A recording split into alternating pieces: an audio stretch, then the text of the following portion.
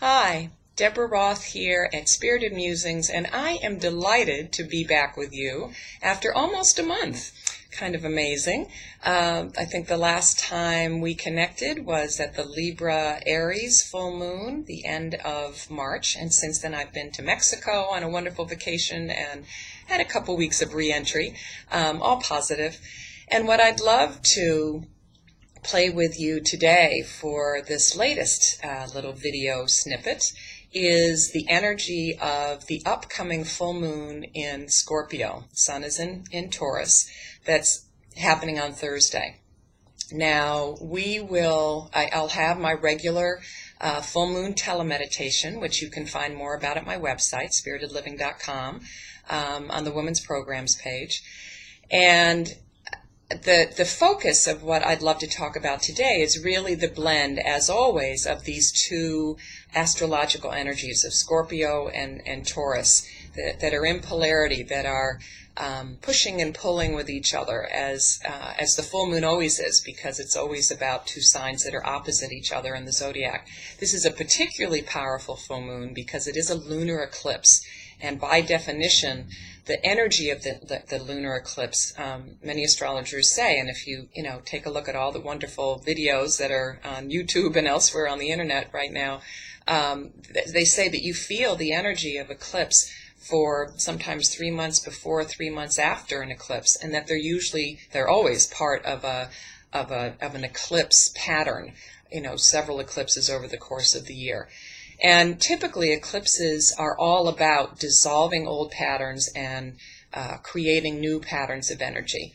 Now, that's particularly apropos. It's kind of a double whammy because Scorpio itself, ruled by Pluto, is very much about transformation, about death and rebirth to begin with. And then you add a lunar eclipse to that, and it really intensifies the energy.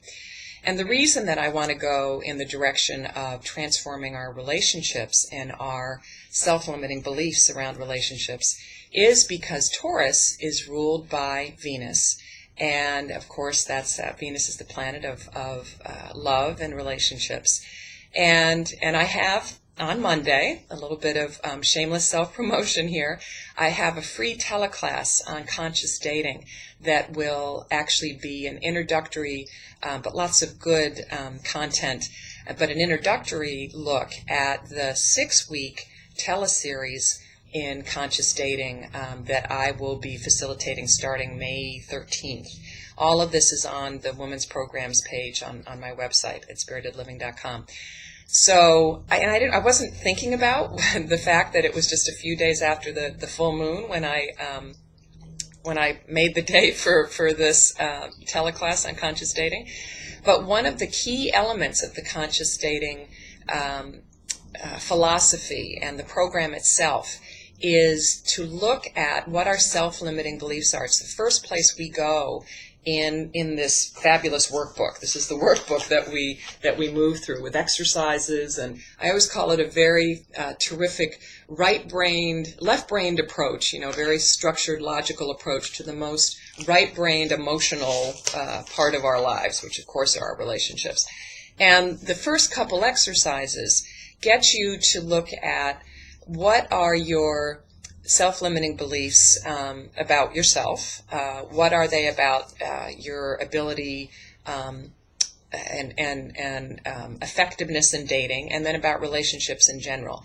Now, Taurus, in addition to being ruled by Venus, is all about our values and how we feel secure and how we feel valued, and then how we value the things around us. And Scorpio, as I said, is about releasing and transforming.